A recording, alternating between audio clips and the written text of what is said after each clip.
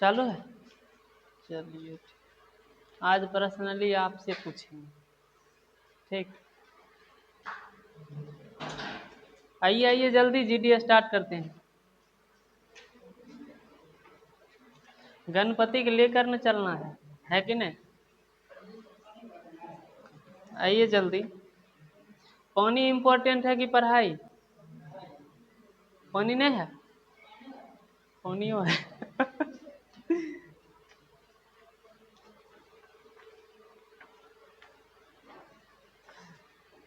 क्या चल रहा है इसमें? आधुनिक भारत। रिवीजन कर लीजिएगा मध्यकालीन भारत भी, उससे भी क्वेश्चन आता है ना, मध्यकालीन से भी आएगा, लेकिन ज्यादा किससे आएगा? आधुनिक भारत से।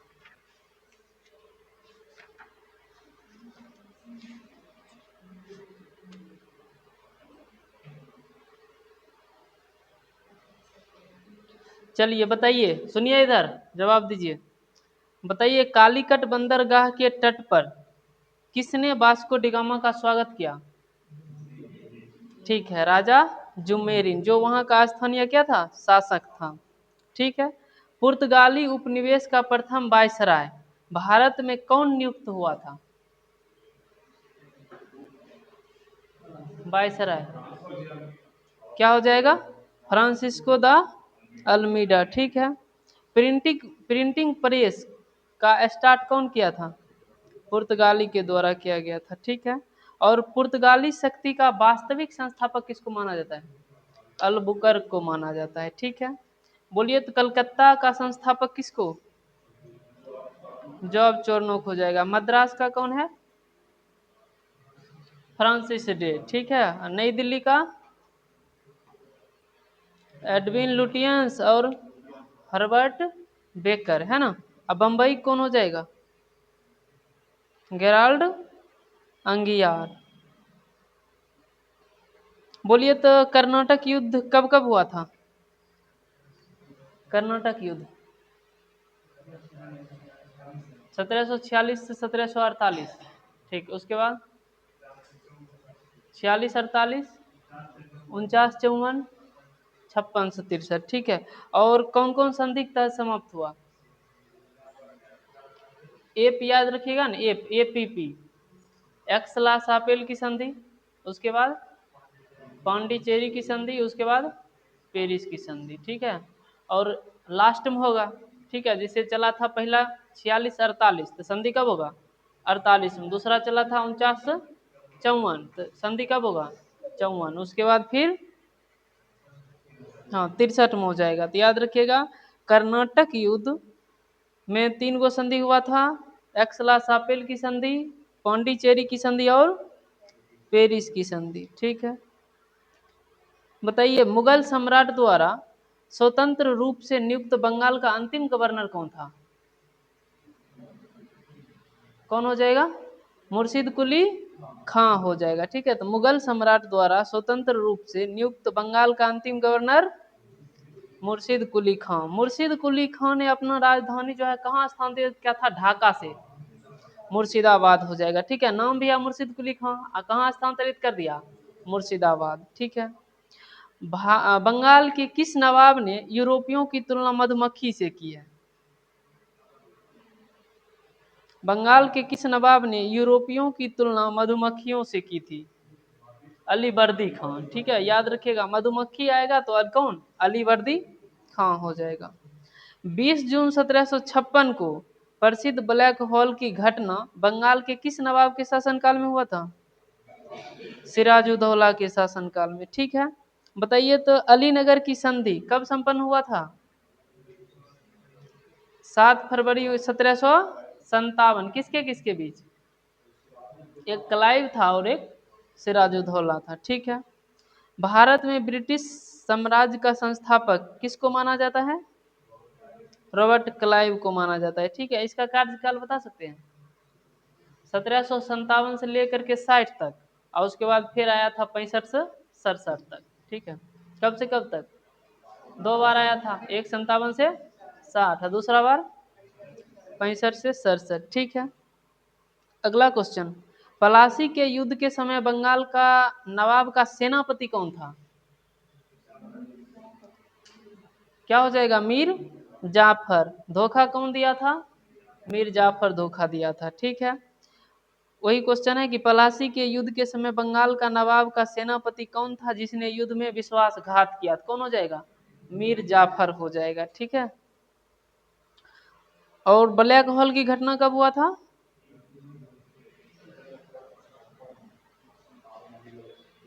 ब्लैक होल की घटना 20 जून 1756 को हुआ था। ठीक है, 20 जून 1756 को ब्लैक होल की घटना हुआ था। और उसके बाद उसके 1 साल 3 दिन बाद क्या हुआ था?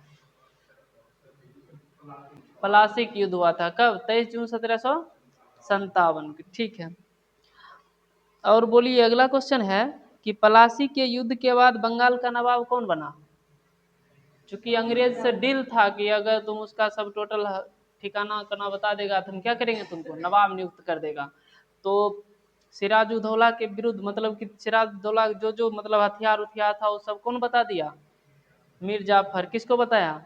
अंग्रेज को। ठीक है, और अंग्रेज अटैक किया, उसके बाद अंग्रेज जितवे करेगा। ठीक है, जीत गया, उसके बाद फिर किसको अंग्रेज बना दिया? कभी कभी कहा जाता है अंग्रेज के हाथों का कठपुतली, किसको?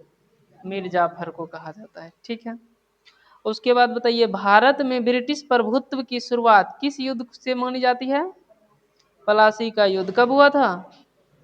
23 जून 1757, न कि 56। 56 में क्या हुआ था? ब्लैक होल की घटना। और 23 जून 1757 को पलासी की लड़ाई। अगला क्वेश्चन, वर्ष 1760 में अंग्रेजों ने मीर जाफर को हटाकर किसे बंगाल का नवाब बनाया? मीर कासिम को बना दिया। ठीक है, तो बंगाल जाफर को अब हटा दिया, किसको बना दिया? मीर कासिम को बना दिया। ठीक है, लेकिन मीर कासिम जो है वो क्या किए थे? मीर कासिम अंग्रेज से, मतलब कि आंतरिक रूप से अंग्रेज के विद्रोही थे। ठीक, और वो एक मुंगेर में एक अति स्थापित किया था बारूद खान। ठीक है, और उसके बाद लड़ाई भी लड़ा था। कौन सा लड़ाई? बक्सर का युद्ध। बक्सर का युद्ध। ठीक है, तो बोलिए तो बक्सर का युद्ध कब हुआ था? 22 अक्टूबर 1764। डेट याद रखना है। पलासी का युद्ध 23 जून 1757 और बक्सर का युद्ध 22 अक्टूबर 1764 को हुआ था। किसके किसके बीच हुआ था? त्रिकुट सेना और अंग्रेज के बीच हुआ था। तो ये त्रिकुट सेना में कौन कौन था? दिल्ली से था कौन? बहादुर शाह जफर। और उसके बाद बंगाल से कौन था? मीर कासिम। और उसके बाद अवध से कौन था? सुजा उधौला। ठीक है, यहाँ फंसिएगा नहीं। वहां था कौन? पलासी की लड़ाई में सिराज उधौला। ठीक है, अब बक्सर में सुजा उधौला। कंफ्यूजन है ना? इधर जो आ जाता है उधर रो आता है। ठीक है, तो याद रखिएगा 22 अक्टूबर 1764 को बक्सर के युद्ध में अंग्रेज और मीर कासिम, अवध के नवाब सुजाउद्दौला, दिल्ली के मुगल शासक शाह आलम द्वितीय, यही न बोले थे? शाह आलम द्वितीय, ये तीनों मिलकर के, ये तीनों को कौन पराजित कर दिया? अंग्रेज। ठीक है, तो इसको बोला जाता है त्रिकुट सेना। बताइए तो बक्सर के युद्ध के समय ब्रिटिश सेना का सेनापति कौन था? Hector Munro. ठीक है, ये क्वेश्चन बहुत बार पूछा जाता है। कौन था? हेक्टर मुनरो था। ठीक है, हेक्टर मुनरो। और उसके बाद बक्सर के युद्ध के समय बंगाल का नवाब कौन था? बंगाल कौन था? मीर कासिम था। दिल्ली से कौन था? शाह आलम द्वितीय था। और अवध से कौन था? सुजा सुजाउद्दौला। सुजाउद्दौला।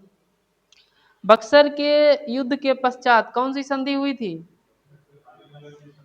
इलाहाबाद की संधि हुआ था। और इलाहाबाद की दो संधि हुआ था। एक हुआ था 12 अगस्त को और एक हुआ था 16 अगस्त। 12 अगस्त 1765 और 16 अगस्त 1765 को। ठीक है, बताइए 12 अगस्त 1765 को जो हुआ था वो किसके साथ हुआ, यानी प्रथम इलाहाबाद की संधि? मुगल शासक शाह आलम द्वितीय और बंगाल के नवाब नजमुद्दौला। ठीक है, और उसके अलावा कौन था एक तरफ? अंग्रेज। और जब दूसरा बार हुआ था इलाहाबाद का दूसरा संधि, ये किसके किसके साथ? तो ये क्लाइव ठीक है, और सुजाउद्दौला। अभी हम बोले थे रॉबर्ट क्लाइव का कार्यकाल 1757 से 60 और उसके बाद 65 से 67। युद्ध कौन लड़ा था, मतलब युद्ध जो लड़ा था ना वो कौन था उसका सेनापति उस समय, हेक्टर मुंडो। ठीक है, संधि करवाने के लिए कौन आ गया फिर से, क्लाइव आ गया। ठीक है, तो नाम किसका चलेगा, क्लाइव का। उसके बाद बताइए अगला क्वेश्चन है, किस संधि के माध्यम से अंग्रेजों को बंगाल, बिहार और उड़ीसा की दीवानी प्राप्त हुई। ठीक है, क्या हो जाएगा, इलाहाबाद की संधि। स्वर्ग से उत्पन्न सेनानायक किसको कहा जाता है, रॉबर्ट क्लाइव को कहा जाता है। इलाहाबाद की संधि के पश्चात बंगाल में द्वैध शासन की स्थापना किसके द्वारा किया गया, रॉबर्ट क्लाइव। रॉबर्ट क्लाइव कार्यकाल याद हुआ कब, 65 से 67। ठीक है, अगला क्वेश्चन है कि सिराजुद्दौला के फोर्ट विलियम पर आक्रमण के समय किसके नेतृत्व में अंग्रेजों ने ज्वारग्रस्त फुल्टा द्वीप पर शरण लिया था। ज्वारग्रस्त मतलब उससे कभी भी ज्वाल निकल सकता था, वहां पर शरण लिया था कौन, अंग्रेज। उस समय मतलब कि किसके क्वेश्चन है कि किसके नेतृत्व में, तो हो जाएगा गवर्नर ड्रेक। गवर्नर ड्रेक के नेतृत्व में सिराजुद्दौला के फोर्ट विलियम पर आक्रमण, सिराजुद्दौला फोर्ट विलियम पर आक्रमण किया था। तो अंग्रेज कहाँ को किस द्वीप पर शरण लिया था, फुल्टा द्वीप पर। ठीक है, फुल्टा द्वीप पर। और उसका उसका जो है मतलब अथी वो उसका नेतृत्व कौन कर रहा था अंग्रेज का, तो गवर्नर ड्रेक। ड्रैक। अब बोलिए ब्लैक हॉल की घटना कब हुआ था, 20 जून 1756 को। ठीक है, और अलीनगर की संधि कब हुआ, अलीनगर की संधि 9 फरवरी। ठीक है, 9 फरवरी 1757। और प्लासी का युद्ध कब हुआ, 23 जून 1757। बक्सर का युद्ध कब हुआ, 22 अक्टूबर 1764। ठीक है, उसके बाद बताइए इलाहाबाद की प्रथम संधि 12 अगस्त 1765। और इलाहाबाद का दूसरा युद्ध संधि 16 अगस्त 1965 को। बनारस की संधि कब हुआ, बनारस की संधि 1773। बनारस की संधि 1773 को। अब बताइए बंगाल का संस्थापक किसको माना जाता है, मुर्शिद कुली खां। बंगाल का संस्थापक मुर्शिद कुली खां। हैदराबाद के संस्थापक निजामुल मुल्क, बोलिए इसका उपनाम है चिनकलीज खां। ठीक है, तो बंगाल का शासक कौन, बंगाल का संस्थापक कौन, हाँ मुर्शिद कुली खां। हैदराबाद के संस्थापक निजामुल मुल्क, बोलिए या फिर चिनकलीज खां। भरतपुर का, भरतपुर चूड़ामन और बदन सिंह। ठीक है, याद रखिएगा चूड़ामन और बदन सिंह हो जाएगा। उसके बाद कर्नाटक का, कर्नाटक सदातुल्ला है ना, शहादत है। ठीक है, सआदत उल्ला खां। शहादत उल्ला खां किसका, कर्नाटक का। अवध का कौन, देखिए अवध का शहादत खां। शहादत ने मतलब कि ठीक है, शहादत खां कहाँ का, अवध का। लेकिन कर्नाटक का कौन होगा, शहादत उल्ला खां। ठीक है, शहादत उल्ला खां हो जाएगा, दोनों में डिफरेंस है। ठीक है, अवध का पूछेगा तो शहादत खां, और कर्नाटक का पूछेगा तो शहादत उल्ला खां। ठीक है, और ये जो अवध के है ना शहादत खां, इसका एक उपाधि इसको दिया गया था, कौन सा उपाधि, बुरहान उल मुल्क। ठीक है, इसलिए इसको बुरहान उल मुल्क के नाम से भी जाना जाता है, किसको, शहादत खां को। जयपुर का संस्थापक, जयपुर का सवाई राजा जय सिंह। ठीक है, जयपुर का सवाई राजा जय सिंह। रुहेल पठान का, रुहेल पठान का कौन हो जाएगा, मोहम्मद खां बंगस। मोहम्मद खां बंगस। उसके बाद मैसूर का कौन, हैदर अली। मैसूर का हैदर अली। फिर से बोलिए, बंगाल का मुर्शिद कुली खां। हैदराबाद का निजामुल मुल्क या चिलकलीज खां। भरतपुर का भरतपुर चूड़ामन और बदन सिंह। कर्नाटक का शहादत उल्ला खां। और अवध का शहादत खां। ठीक है, जयपुर का सवाई राजा जय सिंह। रुहेल पठान, मोहम्मद खां बंगस और मैसूर का हैदर अली। बताइए तो किस गवर्नर जनरल के कार्यकाल को कुशल आक्रामकता की नीति का काल माना जाता है? एलन बरो। कब? इसका कार्यकाल था 42 से 44। ठीक है। रविवार की छुट्टी स्टार्ट हुआ किसके समय में? एलन बरो के समय में। और उस समय सब रविवार का छुट्टी रहता है। ठीक है। और इंग्लिश मीडियम में बहुत जगह छुट्टी कर दिया किस दिन? सोमवार। सोच लिया क्या है? अंग्रेज वाला है। ठीक है। बोलिए सिख साम्राज्य संस्थापक किसको माना जाता है? सिख साम्राज्य का संस्थापक राजा रंजीत सिंह हो जाएगा। कब? 1799। महाराजा रंजीत सिंह किस मिसल से संबंधित थे? हाँ, शुकर मिशन। शुकर चकिया मिसल। ठीक है। तो महाराजा रंजीत सिंह किस मिसल से संबंधित थे? शुकर चकिया मिसल। महाराजा रंजीत सिंह की राजधानी कहाँ स्थित थी? लाहौर।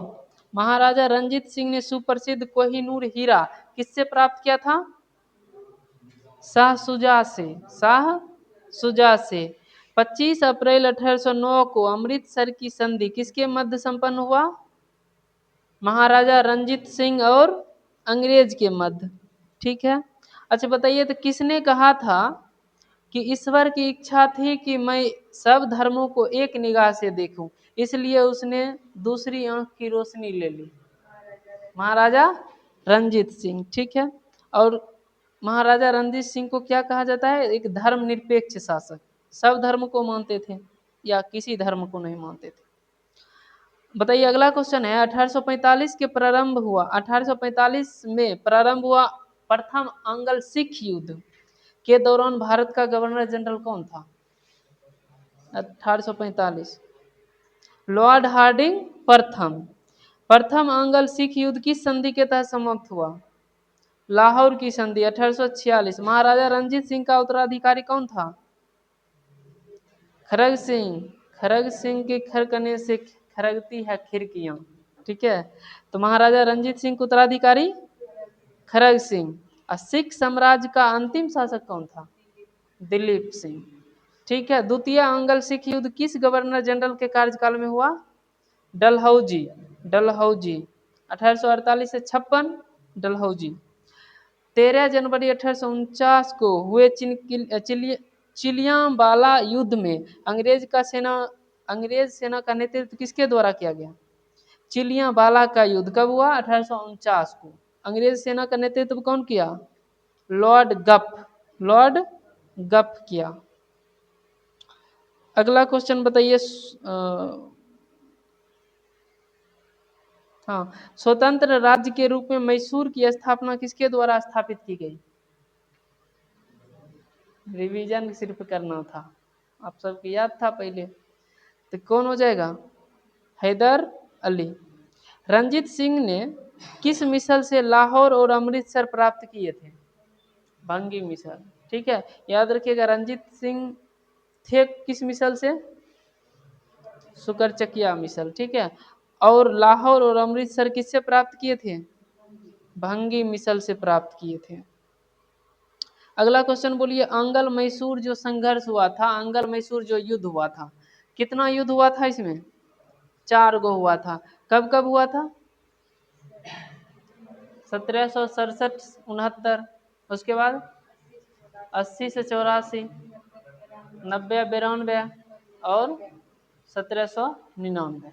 1799। ठीक है। तो कब कब हुआ था? 67 69, 80 84, 90 92 और 1799 खत्म हो गया। तो बोलिए तो शासक कौन था? मैसूर का शासक कौन था? क्रमेश बोलिए पहला दूसरा तीसरा चौथा। देखिए दूगो में हैदर अली है और दूगो में कौन है? टीपू सुल्तान है। ठीक है। इसमें कोई दिक्कत है ना? पहला वाला में जो 67 69 चला था और 80 84 चला था कौन? हैदर अली। और 90 92 और 1799 कौन? टीपू सुल्तान। अब बताइए कौन कौन संधि के तहत समाप्त हुआ मैसूर युद्ध, ये अंगल मैसूर युद्ध? कर्नाटक युद्ध वाला है एफ। एक्सलासापेल पांडिचेरी और पेरिस, वो कौन है? अंगल मतलब अंग्रेज और कर्नाटक की युद्ध, ठीक है। और वो है 46-48। ऐसे याद रखिएगा, पहले पूरा देश पर कोई मतलब अटैक करता है, उसके बाद उसके अंदर वाला राज्य पे अटैक करेगा। वैसा ही अगर कर्नाटक वाला आएगा तो वहां अंग्रेज पहले अटैक किया होगा, यानी कि 46-48, ठीक है। और उसके बाद अब अंगल मैसूर है, तो मैसूर कर्नाटक में पड़ता है, तो अंदर वाला अटैक किया तब क्या हो जाएगा? 67-69-80-84, उसके बाद न है, ठीक है। तो इसमें याद रखिएगा, इसका ट्रिक याद रखिएगा क्या, उसमें एफ था कर्नाटक वाला, इसमें MMS याद रखिएगा, ठीक है। MMS, मद्रास की संधि, मंगलौर की संधि और श्रीरंगपट्टनम की संधि, ठीक है, याद रहेगा। मद्रास, मंगलौर और श्रीरंगपट्टनम। अब बात आता है बंगाल का गवर्नर कौन था, यहाँ पर थोड़ा दिक्कत होता है, ठीक है। तो इसमें याद बता सकते हैं? पहला अम्बेरे लास्ट, दूसरा अम्बारेन हेस्टिंग्स, कर्नवालिस, बेलेजली, ठीक है। याद रखिएगा बेवा काबे, याद रहेगा, बेवा काबे, नहीं याद रहेगा, बेवा काबे, ठीक है। बे बेरे लास्ट, वा बारन हेस्टिंग्स, का कर्नवालिस और बेस बेलेजली, ठीक है। ऐसे याद रख सकते हैं, ठीक है। बेवा काबे, 67-69-80-84-90-92 हैदर अली टीपू सुल्तान, ठीक है। और उसके बाद मद्रास की संधि, मंगलौर की संधि और श्रीरंगपट्टनम की संधि, ठीक है।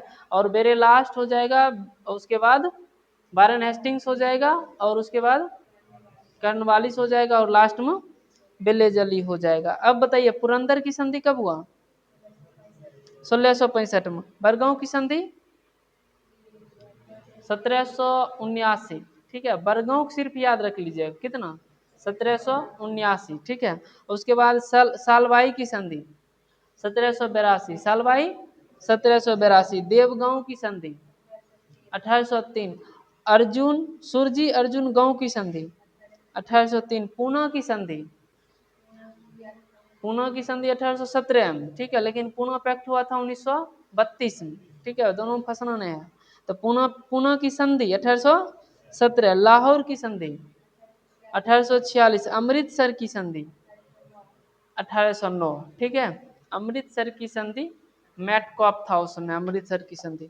देखिए पुरंदर की संधि पूछेगा तो 1665, ठीक है। पुरंदर की संधि 1665। बरगांव की संधि 1779, बरगांव की संधि 1779, ठीक है। अब देखिए आता है ये सालवाई की संधि 1782। इसके बाद एगो गांव वाला याद रखिएगा, जैसे कि है ये बरगांव की संधि 1779, ठीक है। अब जो गांव आएगा, एक आता है सुरजी अर्जुन गांव की संधि, और उसके बाद एक आता है कौन, ये देवगांव की संधि, ठीक है। ये दोनों कब हो जाएगा? 1803 हो जाएगा। तो अगर गांव लगा रहे, ठीक है, देवगांव और अर्जुन गांव, ये दोनों हो जाएगा 1803, लेकिन बरगांव हो जाएगा 1779। अमृतसर की संधि 1809, लाहौर की संधि 1846, ठीक है। याद हुआ? हुआ? हुआ? हुआ याद? चलिए अब बताइए, एक बार और पूछते हैं, देखते हैं हम बोलते हैं कि नहीं। बताइए पुरंदर की संधि 1665। बरगांव की संधि 1779। सालवाई की संधि 1782, ठीक है। और उसके बाद बताइए सालवाई की संधि 1782। देवगांव की संधि 1803। सुरजी अर्जुन गांव की संधि 1803। पूना की संधि 1817, ठीक है। लाहौर की संधि 1846। अमृतसर की संधि 1809। याद हुआ? चलिए आप बताइए, बताइए तो देवगांव की संधि कब? देवगांव की संधि कब? 1803, 1803, अच्छा। और सालवाई की संधि कब?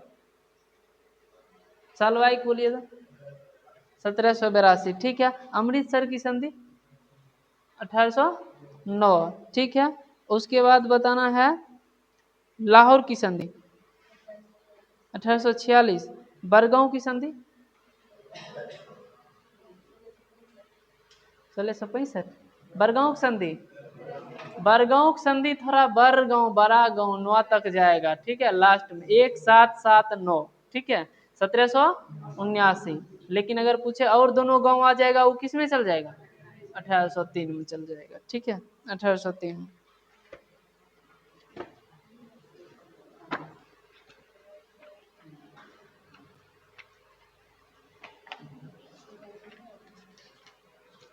चलिए बताइए, माउंट आबू, माउंट आबू जो हिल, माउंट आबू है ना, ये कहाँ स्थित है, राजस्थान में है ना। तो माउंट आबू का नाम बदलकर क्या कर दिया गया, माउंट आबू का नाम बदलकर क्या कर दिया गया, अबू राज, क्या कर दिया है, अबू राज कर दिया है, ठीक है। अबू राज, अबू मतलब क्या होता है, राज मतलब क्या होता है, अबू मतलब होता है पुराना, ठीक है, और राज मतलब क्या होता है, राजस्थान, यहाँ जो नाम लिया गया है, ठीक है। तो क्या हो जाएगा, अबू राज, माउंट आबू का नाम बदलकर अबू राज। आदमपुर एयरपोर्ट का नाम बदलकर क्या कर दिया गया, श्री गुरु रविदास महाराज जी एयरपोर्ट, ठीक है। तो आदमपुर एयरपोर्ट नाम बदल करके श्री गुरु रविदास महाराज जी एयरपोर्ट। राज्यपाल आवास का नाम बदलकर जन आवास, जन आवास, ठीक है, सॉरी जन भवन है, जन भवन है। तो राज्यपाल आवास का नाम बदलकर जन भवन। रातापानी टाइगर रिजर्व का नाम बदलकर,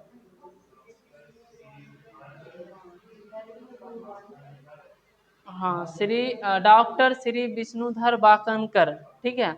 और ये कहाँ पड़ता है, मध्य प्रदेश में, ये करंट में भी था ना, ठीक। Ratapani tiger reserve. उसके बाद बताइए कर्मश्री योजना, इसका नाम बदलकर क्या कर दिया गया, कर्मश्री, महात्मा श्री, कहाँ है ये, पश्चिम बंगाल में।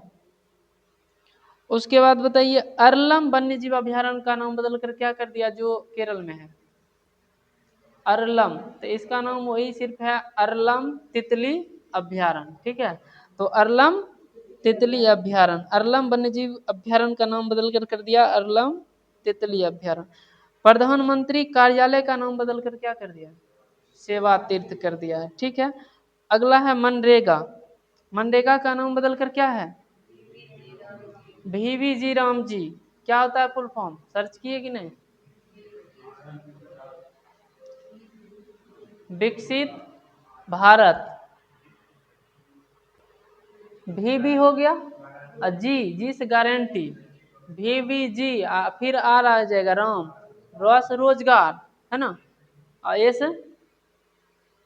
VBG, और उसके बाद फिर राम जी, तो हो जाएगा विकसित भारत गारंटी रोजगार एंड आजीविका, एस आजीविका, ठीक है। उसके बाद एम्स मिशन, जिस ग्रामीणी, VBG राम जी। कितना दिन का रोजगार है इसमें, 125 दिन, पहले कितना था 100। अब जो है राज्य सरकार और केंद्र सरकार कितना कितना देगा, 60% राज्य सरकार, 40% केंद्र सरकार, ठीक है।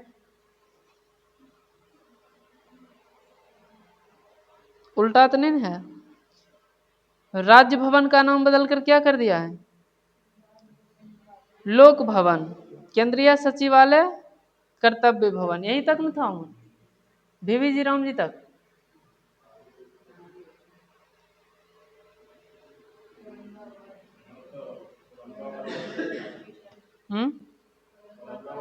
अच्छा, तो ठीक है, तो बोलिए राजभवन का लोक भवन, केंद्रीय सचिवालय का कर्तव्य भवन। FIDE chess world cup, Vishwanath Anand cup, Aurangabad railway station का नाम बदलकर छत्रपति संभाजी रेलवे स्टेशन, ठीक है। एक बार फिर से बोलिए तो, जो नाम परिवर्तित किया है, बोलिए। माउंट आबू का नाम बदलकर क्या कर दिया है, अबू राज। आदमपुर एयरपोर्ट का नाम बदलकर श्री गुरु रविदास महाराज जी एयरपोर्ट। राज्यपाल आवास का नाम बदलकर जन भवन। रातापानी टाइगर रिजर्व का नाम बदलकर Shri Vishnu, doctor Shri Vishnudhar Bakankar tiger reserve हो जाएगा, ठीक है। उसके बाद बताइए कर्मश्री योजना का नाम बदलकर महात्मा श्री अरलम वन्यजीव अभ्यारण्य, अरलम तितली अभ्यारण्य हो जाएगा। प्रधानमंत्री कार्यालय का नाम बदलकर सेवा तीर्थ। मनरेगा का नाम बदलकर VV जी राम जी। राजभवन का नाम बदलकर लोक भवन। केंद्रीय सचिवालय का नाम बदलकर कर्तव्य भवन। ठीक है, उसके बाद बताइए कि फीडे चेस वर्ल्ड कप का नाम बदलकर विश्वनाथ आनंद कप। ठीक है, उसके बाद बताइए औरंगाबाद रेलवे स्टेशन का नाम बदलकर छत्रपति संभाजी रेलवे स्टेशन हो जाए, छत्रपति संभाजी नगर रेलवे स्टेशन। ठीक है, ये हो जाएगा। आइए तो SPD पूछिए।